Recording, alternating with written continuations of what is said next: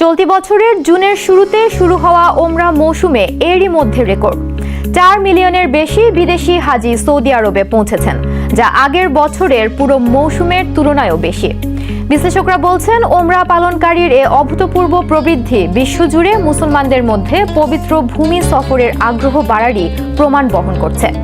এরই মধ্যে ওমরা ভিসার নতুন নিয়ম চালু করল সৌদি আরব। নতুন নিয়ম অনুযায়ী ওমরা ভিসার কার্যকারিতা 3 মাস থেকে কমিয়ে 1 মাস করা হয়েছে। এ হিসেবে ভিসা ইস্যুর তারিখ থেকে 1 মাসের মধ্যেই সৌদি আরবে প্রবেশ করতে হবে। আগামী 1 নভেম্বর থেকে নতুন এই নিয়ম কার্যকর হবে বলে জানিয়েছে দেশটির হজ ও ওমরাহ মন্ত্রণালয়। তবে দেশে প্রবেশের পর অবস্থানকাল আগের মতোই 3 মাসই বহাল থাকছে, অর্থাৎ ভিসা ইস্যুর তারিখ থেকে 1 মাসের মধ্যে প্রবেশ করতে হবে, কিন্তু দেশে প্রবেশের পর সর্বোচ্চ 3 মাস পর্যন্ত অবস্থান করা যাবে।